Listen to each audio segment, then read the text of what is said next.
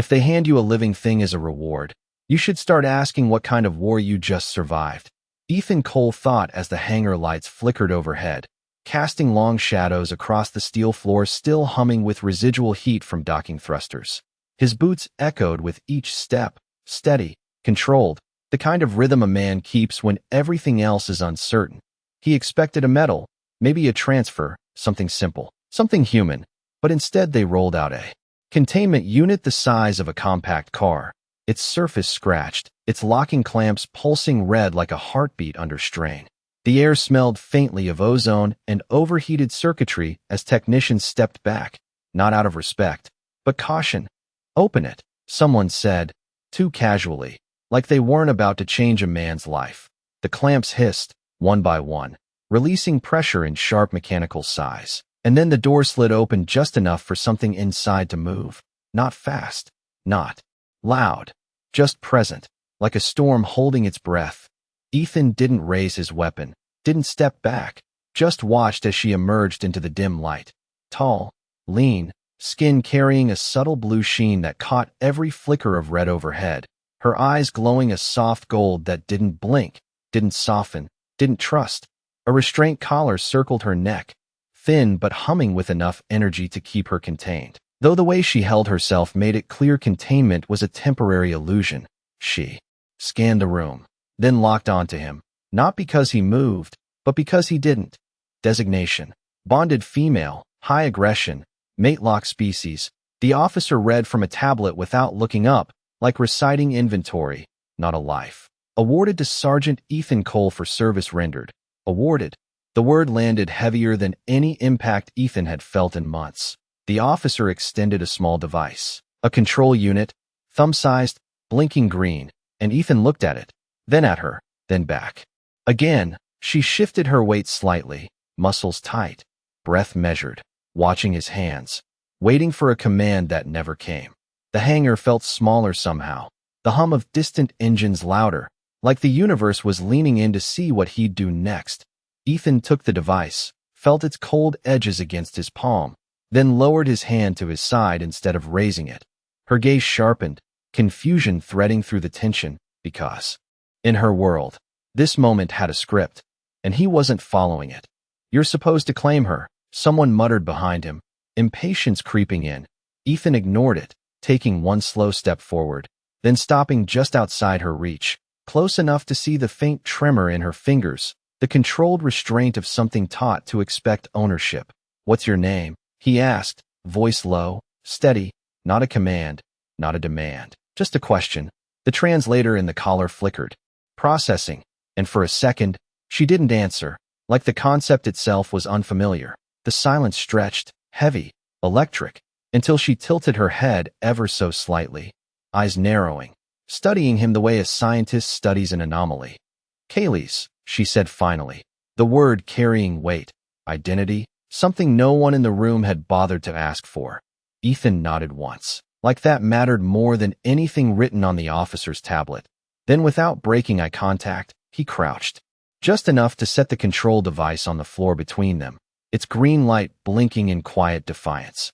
A murmur rippled through the watching crew, confusion, disbelief, maybe even concern, but Ethan didn't look away. Kaylee's gaze dropped to the device, then back to him, something shifting behind the gold, something uncertain, something new, and for the first time since the clamps released. She didn't look like a weapon waiting to be used. She looked like a question no one had ever given. Her permission to ask. "You are holding the control wrong," Kaylee said, her voice low and measured, the translator smoothing the edges into something almost human, and yet the meaning carried a weight Ethan could feel in his chest as the hangar slowly emptied around them, boots fading into distant echoes and doors sealing with soft mechanical clicks. He glanced down at the device still resting on the steel floor between them, its green light blinking patiently, then back at her, her posture unchanged, still coiled, still ready, but no longer certain. "I am not holding it at all," he replied, and for a brief second, something flickered across her expression, not anger, not fear, but confusion sharpened by instinct. The overhead lights dimmed another notch as the station shifted into low-power cycle, bathing everything in a colder, softer glow, and Ethan could hear the faint hum of climate systems adjusting. Circulating air that felt just a little too thin, like the space itself was waiting. Kaylee's took one slow step forward, then stopped, her bare feet silent against the metal, her gaze never leaving his face, searching for a signal, a command, anything that would anchor this moment back into something she understood. "You were given authority," she said, each word deliberate, like she was assembling a language she had only ever used for obedience. "Why do you not use it?" Ethan exhaled slowly, the breath visible in the cooler air, and shook his head just enough to break the expectation without breaking the moment. "Because authority over someone is not the same as earning their trust," he said, and the words sounded simple even to him. But in the silence that followed, they seemed to land somewhere deeper than he expected. Kaylee's fingers flexed at her sides, a subtle movement, controlled, but not empty, and her eyes dropped again to the device on the floor, then back up, as if recalculating something that had never failed before. "Trust is inefficient," she said, almost reflexively, but there was less certainty in it now. Ethan gave a small, tired smile, the kind that came from experience, not confidence. "So is war, but here we are." Somewhere above them, a distant alarm chimed once, soft and brief, a reminder that life on a station never truly stopped, even in moments like this. Kaylee's tilted her head again, studying him from a slightly different angle, as if trying to see past the surface, past the uniform, past the expectations placed on both of them. "If you do not claim me," she said slowly, "then I have no defined role." The sentence hung in the air, heavier than anything that had come before, and Ethan felt it, the weight of it, not as a problem to solve, but as a truth to acknowledge. He stepped closer, careful, deliberate, closing the distance by just a few inches, enough that she could see his eyes clearly, enough that he could see the faint shimmer in hers that was not entirely biological. "Then maybe you get to decide your role," he said, his voice quieter now, not because he was unsure, but because the moment deserved it. Kaylee's did not move, but something in her stance shifted, just a fraction. The tension no longer pointed outward, but inward, like a system running a new process it was never designed to handle. The collar at her neck emitted a faint pulse of light, reacting to her elevated neural activity, and for the first time since she stepped out of the containment unit, she looked down at it not as a limit, but as a question. Ethan followed her gaze, then reached down, not for the control device, but for the edge of the collar itself, stopping just short of touching it, giving her time, giving her space, giving her something she had clearly never been given before. "I am not here to own you, Kaylee's," he said softly, and when he said her name, it sounded like it mattered. "I am here to make sure you do not have to be owned by anyone." The hum of the station filled the silence again, steady, indifferent, but between them, something fragile had begun to form, something that did not follow orders, did not respond to commands, something that could not be programmed or controlled, and Kaylee's, standing there in the cold light of a place built for war, took her first breath that did not belong to anyone else. "Freedom without instruction is a dangerous thing," Kaylee said quietly, her eyes fixed on the collar as its faint glow pulsed against her skin, the rhythm steady but uncertain, like it no longer knew what it was supposed to control. Ethan straightened slowly, withdrawing his hand just enough to show he was not reaching to take anything, only to offer space. And the subtle shift did not go unnoticed as her gaze followed the movement with careful precision, recalibrating him not as a handler, but as something undefined. The station lights dimmed further into night cycle, casting long blue shadows across the hangar floor, and somewhere far down the corridor, a door sealed with a hollow thud that echoed through the metal like a closing chapter. "Then we will figure it out," Ethan replied, his voice calm, steady, carrying the weight of someone who had learned to move forward without having all the answers. And for a moment, Kaylee simply watched him, as if expecting the statement to collapse under its own uncertainty, but it did not. She took another step forward, closing the distance by inches, her movements controlled but no longer restrained by immediate expectation, and the air between them felt different now, not charged with threat, but with possibility, fragile and unfamiliar. "If I am not owned," she said slowly, testing each word as if it might fail her. Then I must choose. And the way she said it made the concept sound both powerful and terrifying. Ethan nodded once. Not pushing, not guiding, just acknowledging. And the simplicity of that response seemed to unsettle her more than any command ever could. Her eyes flicked toward the open hangar doors where the stars stretched endlessly beyond the stations. Outer shield, silent and vast. A reminder of how much space existed beyond systems designed to control.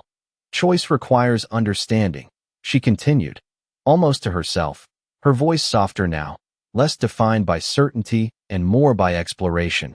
And I do not understand what I am without purpose.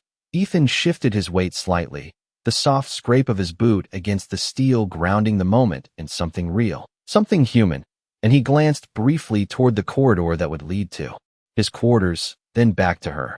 You start small, he said, the words simple but deliberate. You decide where you want to stand, what you want to say, who you want to be around, and then you build from there. Kaylee's followed his gaze, noticing the subtle direction, the implied path, but not the command, and for a second, her posture tightened again, instincts clashing with something new, something that did not fit into the structure she had always known. And if I choose wrong, she asked, her voice carrying the faintest edge of something vulnerable, something that had no place in a system built on certainty. Ethan's expression softened, not with pity, but with understanding earned the hard way. Then you learn, and you choose again, he said, and there was no hesitation in it, no judgment, just a quiet truth.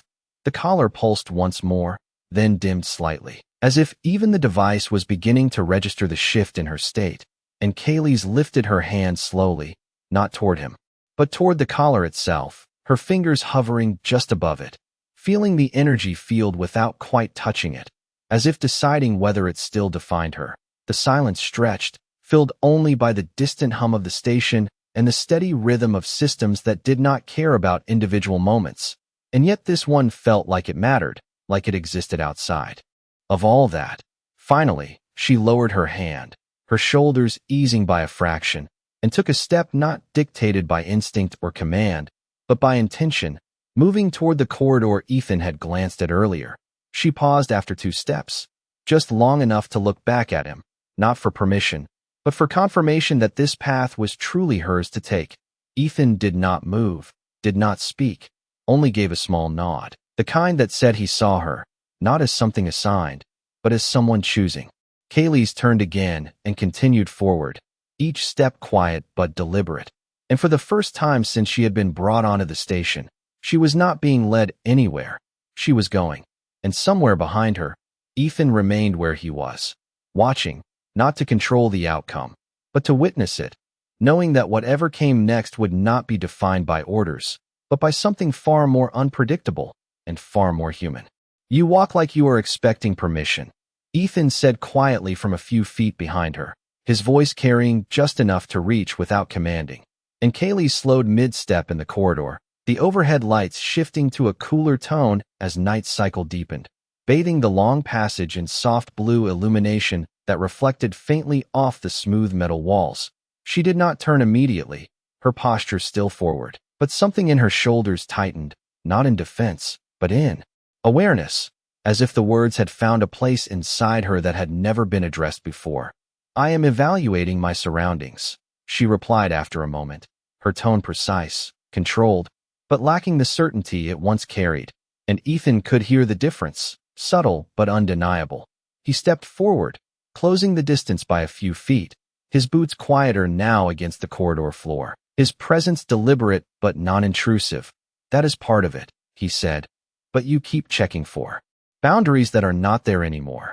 And as he spoke, Kaylee's finally turned her head just enough to look at him from the corner of her eye, her golden irises catching the low light in a way that made them seem almost reflective, almost searching.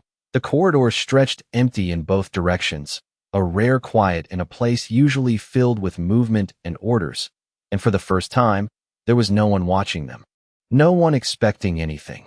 Boundaries define survival, she said, the words coming slower now, less like doctrine and more like something she was trying to hold on to. Ethan gave a small nod, acknowledging the truth in that without reinforcing it. Sometimes, he said. But sometimes they just define control. And that word lingered, heavier than the others, settling into the silence between them. Kaylee's gaze shifted forward again, down the length of the corridor, where the faint glow of a habitation deck sign pulsed at the far end, marking a place meant for rest, not containment. She hesitated, just for a fraction of a second, and in that hesitation, Ethan saw the conflict clearly, instinct pulling one way, something new pulling another. "You are still observing me," she said, not accusing, but noting, as if cataloging a variable she had not accounted for. Ethan exhaled softly, the sound barely audible over the hum of the station systems. "I am making sure you are not alone," he answered, and the difference between those two things seemed to ripple through her in a way no command ever had.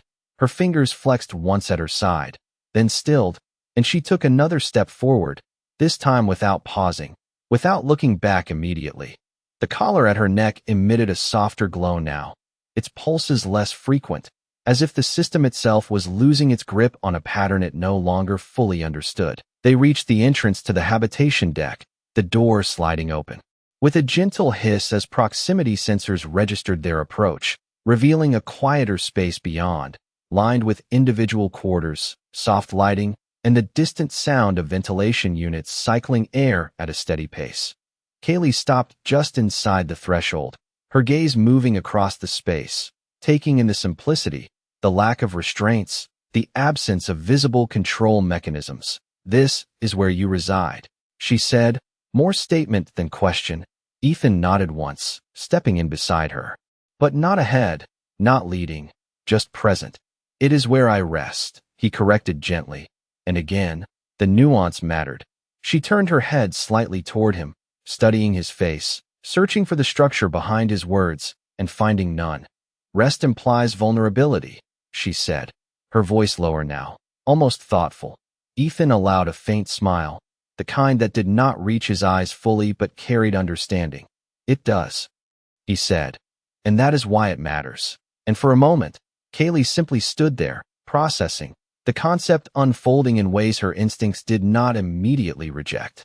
Then, slowly, she stepped further into the space, her movements no longer measured against invisible restraints, but guided by something quieter, something internal. She paused near the doorway of an unoccupied room, the panel beside it glowing softly, waiting for input, and instead of reaching for it immediately, she looked back at Ethan, not for permission, but for confirmation that this next step, this small decision, was truly hers. Ethan met her gaze and gave the same small nod as before, steady, unforced, and that was enough. Kaylee's turned back, lifted her hand, and pressed the panel, the door sliding open with a soft mechanical whisper, revealing a simple room beyond, empty, unclaimed, waiting. She stepped inside, crossing a threshold no system had assigned to her, and for the first time, the space she entered was not a place she had been put into, but a place she had chosen. "You did not follow me inside," Kaylee said, her voice carrying from within the room, softer now, less edged, as Ethan remained just outside the doorway, leaning slightly against the frame with the quiet patience of someone who understood that presence did not always require proximity. The room behind her was minimal, standard issue, a narrow bed, a small storage unit, a wall panel glowing faintly with environmental controls, and a viewport no wider than 2 feet showing a slice of distant stars that shimmered against the darkness like something unreachable and yet constant.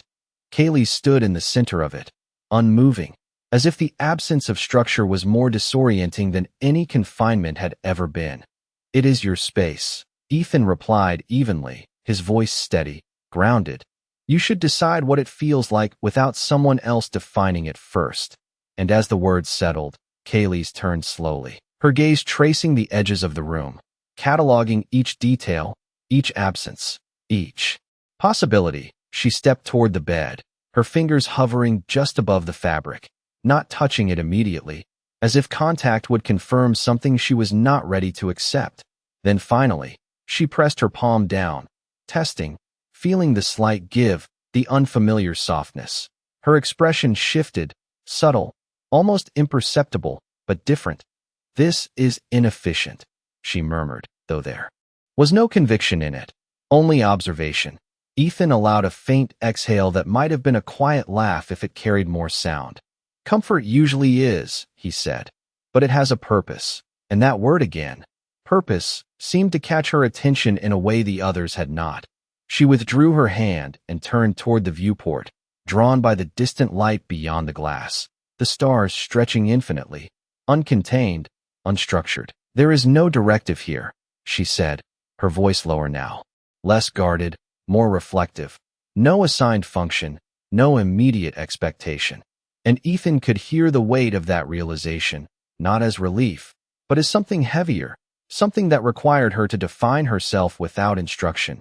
He stepped just a little closer, still outside the threshold, still careful not to cross into a space she had not invited him into. Then you start with something simple, he said. You decide if you want the door open or closed. And the suggestion was almost disarmingly small, but it landed with surprising impact. Kaylee's turned her head slightly, looking at the doorway, at the open space where he stood, at the corridor beyond that stretched into a world she had not yet explored. The collar at her neck emitted a faint pulse, softer now, its presence no longer dominating, but still there, a reminder of what had been. She took a slow breath, her shoulders rising and falling with a rhythm that was beginning to belong to her rather than to any imposed control, and then she walked toward the door, each step deliberate, each movement chosen. She stopped just inside the frame, close enough that the proximity sensor flickered in response, and for a moment, she simply stood there, looking at Ethan, not as a subject looks at a superior, but as one person looks at another when the rules have been removed. If I close it, she said, her voice quiet but steady, you will not override that decision. Ethan met her gaze without hesitation, his answer immediate, unforced. No, he said, and there was no authority in it, only assurance. The silence that followed was different now, not uncertain, but full, like something was settling into place. Kaylee studied his expression for another second, searching for any trace of contradiction, any hidden condition, and finding none. Then, without breaking eye contact, she reached out and placed her hand against the edge of the door, feeling the smooth metal beneath her fingers, the subtle vibration of the mechanism waiting for input. She hesitated for just a fraction of a second, not out of fear, but out of awareness of what this meant. And then she made the choice. The door began to slide shut with a soft, controlled motion, the gap between them narrowing inch by inch. The corridor light fading as the panel moved into place. Ethan did not move, did not try to stop it, only watched, his posture relaxed, his presence steady even as the barrier formed. Just before the door sealed completely, Kaylee spoke again, her voice carrying through the narrowing space, quieter than before, but clearer than anything she had said yet. Then this is mine. And the door closed with a gentle click, leaving Ethan standing alone in the corridor, the hum of the station returning around him, steady and indifferent. While behind that door, for the first time, Kaylee stood in a space that belonged to no one else, not by assignment, not by control, but by choice. Silence feels different when it belongs to you, Kaylee said into the stillness of the room, her voice barely above a whisper as the door sealed completely behind her, muting the distant hum of the corridor and leaving only the soft, steady rhythm of the station's internal systems filtering through the walls. She stood where she had closed it, her hand still resting against the cool metal surface as if confirming it would not open unless she chose it to, and the absence of interruption felt unfamiliar, almost disorienting. The collar at her neck pulsed once, faint and delayed, as though recalibrating to a state it had never been designed to monitor, and Kaylee's lowered her hand slowly, turning toward the center of the room again, her movements no longer measured against unseen commands, but guided by something quieter, something internal and still forming.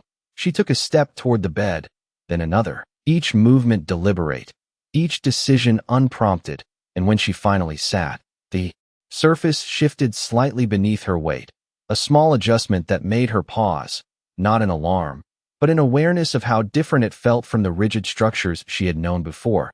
Her fingers pressed into the fabric again, testing, learning, and for a moment, she simply existed there, without directive, without expectation, without a role assigned to her. beyond the viewport. The stars remained constant, distant, and unmoving. Yet they felt closer now, as if the lack of barriers within the room had changed how she perceived everything beyond it.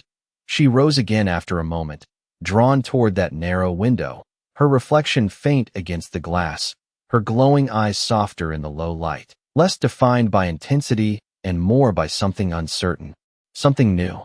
"If there is no command," she murmured, watching her own reflection as if it belonged to someone else, "then there is only choice." And the words still carried weight, but it no longer felt foreign. Outside, the station rotated slowly, the stars shifting by fractions of degrees, imperceptible unless one was looking for change, and Kaylee's found herself tracking that movement, not because she was told to, but because she wanted to understand it. Behind her, the room remained quiet, unchanged, waiting, and for the first time, she recognized that waiting was not the same as being held. Her gaze shifted back toward the door, the barrier she had chosen, and she took a step toward it, then stopped halfway, her instincts surfacing briefly, urging her to confirm, to check, to ensure nothing had altered in her absence of attention. She held still, resisting that impulse, and instead turned away, redirecting her focus to the wall panel, its interface glowing softly, responsive but inactive. She approached it slowly, her hand lifting, hovering just above the surface as she considered the action not as a response, but as a decision. When her fingers finally touched the panel, it responded immediately, displaying environmental controls, temperature, lighting, minor adjustments that shaped the space without controlling the person within it. She studied the options, her mind processing not how to obey them, but how to use them, and after a brief moment, she adjusted the lighting by a fraction, the room warming slightly in tone, shadows softening, the space becoming something subtly different than before. The change was small, almost insignificant, but it was hers, and that mattered in a way she was only beginning to understand. The collar pulsed again, weaker this time, its influence diminishing not through force, but through irrelevance, and Kaylee's lowered her hand, stepping back to observe the room she had altered, however slightly. Outside the door, Ethan remained in the corridor for a moment longer than necessary, his posture relaxed, his attention steady but not intrusive, and when he finally turned to leave, his footsteps faded gradually into the distance, not as a retreat, but as a continuation of something that did not require constant presence. Inside the room, Kaylee's moved again, not toward the door, not toward the viewport, but toward the center, where she stopped and simply stood, her breathing even, her posture no longer defined by readiness or restraint, but by something else entirely, something quieter, something unstructured, something human in a way that had nothing to do with biology. And in that stillness, with no voice telling her what to do next, she realized that for the first time, the silence was not empty. It was hers. When something has always been controlled, the first real threat is not an enemy. It is uncertainty. Ethan heard the officer say before he even stepped into the command corridor, the voice low but firm, echoing off polished metal walls that reflected the sterile white lighting in sharp, unforgiving lines. Ethan slowed slightly, not out of hesitation, but calculation, his boots quiet against the floor as he approached the partially open briefing room, where silhouettes shifted behind a translucent panel. "The subject is not responding to standard bonding protocols," another voice added, sharper, clinical, as if discussing a malfunctioning system rather than a living being. Ethan did not stop walking, but his posture changed, shoulders tightening just enough to register the shift in atmosphere, the subtle weight of something moving beyond his control, then reinitialized the collar parameters. The first voice replied, calm, decisive, the kind of tone that expected compliance from both machines and people alike. That may destabilize her cognitive patterns, the second voice warned, and for a brief second, there was silence, the kind that meant a decision was being made without concern for consequences that were not immediately measurable. Ethan reached the doorway just as the panel slid open fully, revealing the room beyond, a circular space dominated by a central table projecting a soft holographic interface, data streams cascading in muted blue light. 3 officers turned toward him, their expressions shifting from focus to mild surprise.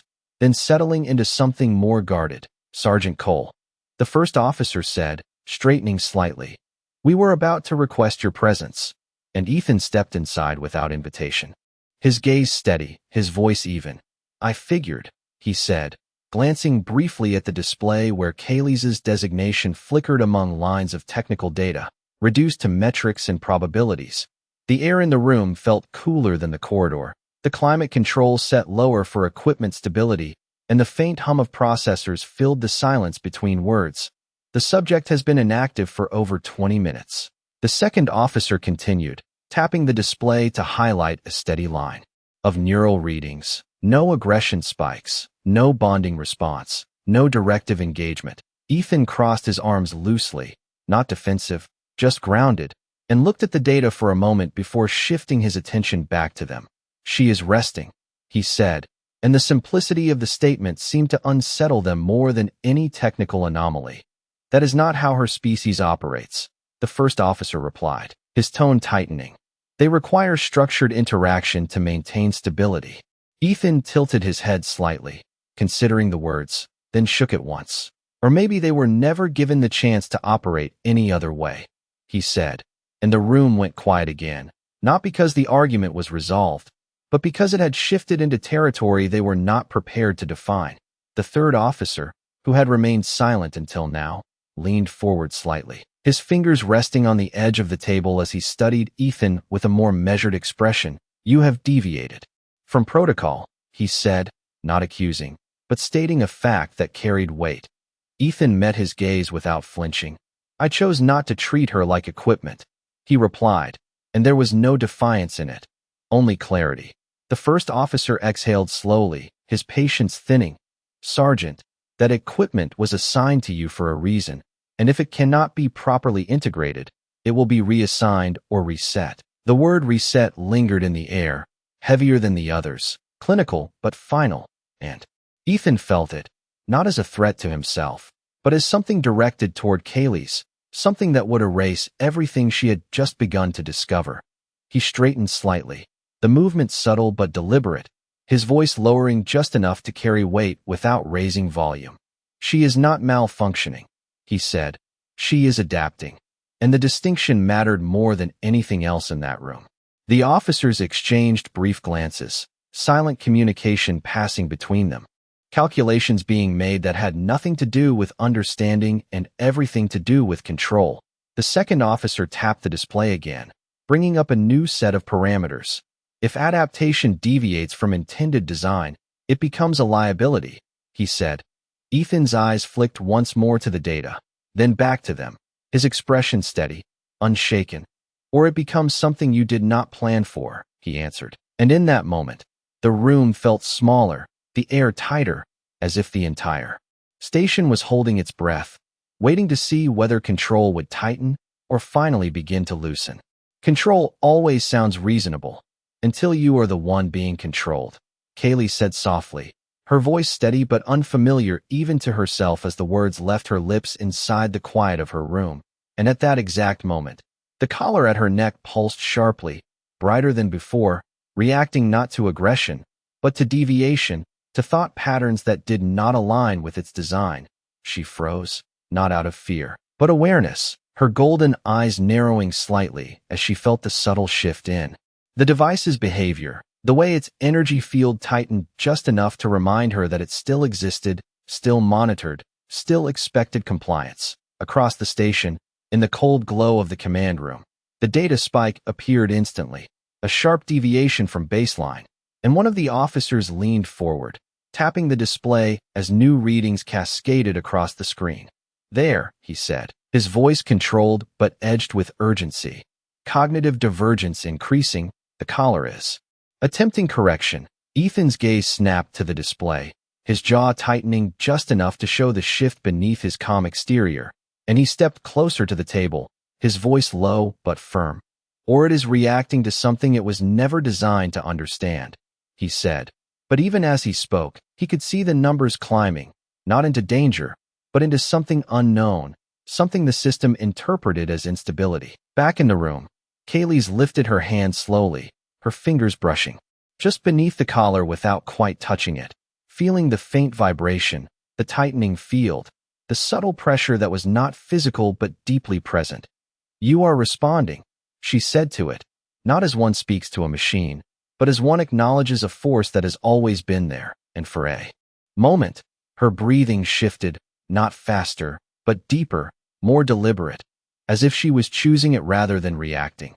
The lights in her room flickered slightly, the environmental system adjusting in response to her elevated neural activity, and the panel on the wall pulsed once, offering options, adjustments, control, but she did not move toward it. Instead, she turned toward the door, her gaze steady, not searching for escape, but for understanding, and she took a step forward, then another. The collar pulsing again, sharper this time, as if resisting the direction of her movement. In the command room, the first officer's patience finally gave way to decision, his hand hovering over the interface that would initiate a full system reset. "This is exactly what we predicted," he said, his tone final. "The subject is destabilizing. We cannot allow uncontrolled development." Ethan's hand moved before the command could be executed, not striking, not forcing, but intercepting, resting firmly over the interface, his presence enough to halt the action without escalation. "You reset her," he said quietly, his voice carrying more weight than any raised volume could. "And you erased the first real choice she has ever made." And the room fell silent again, not because the argument was new, but because it had reached a point where it could not be ignored. Back in the corridor, Kaylee's reached the door to her room and stopped, her hand hovering near the panel, the collar's pulse now, steady but insistent, as if urging her to return to a state of compliance, to remain inside the parameters it understood. She stood there, the silence around her thick, the hum of the station distant, and for a moment, the old instinct surfaced, the need to follow, to yield, to let the system define the outcome. But then she lowered her hand, not pressing the panel, not opening the door, and instead, she stepped back. The collar pulsed again, stronger, reacting to the refusal, to the absence of expected input, and Kaylee's closed her eyes briefly, not in surrender, but in focus. "You are not my purpose," she said under her breath, the words quiet but unwavering. And when she opened her eyes again, the glow within them had changed, not brighter, not sharper, but clearer. In the command room, the readings shifted again, no longer spiking, no longer erratic, but stabilizing in a pattern none of them had seen before, and the second officer leaned closer, his voice dropping into something almost cautious. "It is leveling out." Ethan did not move his hand from the interface, his gaze fixed on the data, and for the first time, there was something in his expression that resembled hope, not loud, not dramatic, but steady, like a quiet answer finally beginning to take shape. And in the corridor, Kaylee stood alone, the collar still present, still active, but no longer defining her. Because for the first time, she had not reacted, she had chosen. The moment something chooses its own path, it stops being a tool. Ethan said quietly, his voice steady in the command room as the data stabilized into a pattern none of the systems had been designed to predict. And for the first time, no one interrupted him. The holographic display hovered between them, its soft blue glow reflecting in the officers' eyes as they watched the readings settle into something consistent, something controlled, but not by them. "That is not control," the first officer replied after a long pause, his tone less certain now, the sharp edges of authority worn down by what he was seeing. "That is unclassified behavior." Ethan did not argue the term, only looked at the data for another second before stepping back, removing his hand from the interface without hesitation, because the decision had already been made somewhere else. In the corridor, Kaylee stood still, her breathing even, her posture no longer caught between instinct and resistance, but grounded in something quieter, something she had built in the span of a few moments that felt longer than anything before. The collar at her neck pulsed once more, then again, each signal weaker than the last, not because it had been disabled, but because it was no longer the dominant force in her system. She lifted her hand slowly, placing her fingers against the edge of it, not to remove it, not yet, but to acknowledge it, to understand its place without allowing it to define her. "You monitored my reactions," she said softly, her voice calm, not directed at anyone in particular, but at the system itself, at the structure that had shaped her existence. But you never understood my choices. The corridor remained silent, the distant hum of the station unchanged, but something in that silence had shifted, as if the space itself had adjusted to her presence in a new way. Behind her, footsteps approached, measured and familiar, and she did not turn immediately, not because she did not recognize them, but because she did not need to confirm. Ethan stopped a few feet behind her, not close enough to intrude, not far enough to disconnect, his presence steady, grounded, and for a moment, neither of them spoke. "They were going to reset you," he said finally, his voice low, not as a warning, but as a truth that no longer carried the same weight it had minutes ago. Kaylee's nodded slightly, her gaze still forward, her attention not fixed on the door or the corridor, but somewhere beyond both. "I know," she replied, and there was no fear in it, only awareness. Ethan studied her posture, the way she held herself, the absence of tension that had once defined every movement. And he understood without needing further explanation that something fundamental had changed. "You can leave," he said after a moment. The words simple, direct. "No one here has the authority to stop you now." The offer hung in the air, not as a test, not as a condition, but as a possibility, open and unforced. Kaylee's finally turned, her golden eyes meeting his, not searching, not questioning, but steady, clear. She looked at him for a long second, then past him, down the corridor that led to docking bays, to ships, to a universe that did not know her, did not define her, did not expect anything from her. The choice was there, real, immediate, and entirely hers. She shifted her weight slightly, taking a single step forward, not toward the exit, but toward him, closing the distance by just enough to make the decision visible. "I could leave," she said, her voice even. "But leaving is not the same as choosing where to stay." Ethan did not respond immediately, because he understood that this moment did not need confirmation, only space. Kaylee's glanced once more toward the distant corridor, then back at him, and in that brief movement, the decision settled. She reached up again, her fingers brushing lightly against the collar, then letting it rest where it was, no longer a command, no longer a definition, just a remnant of something she had moved beyond. "I will stay," she said, not as a declaration to him, but as a statement to herself, to the space, to the silence that now belonged to her. Ethan nodded once, not in approval, not in relief, but in acknowledgement, and for a moment, neither of them moved, the station humming quietly around them, indifferent to what had just changed. And somewhere beyond the walls, the stars continued their slow, distant drift, reflected faintly in her eyes, and for the first time, they did not look like something she was meant to follow, or something she was meant to reach, but something she could choose to walk toward, or not, because for the first time in her existence, she was not given a path, she was given a choice, and that was enough.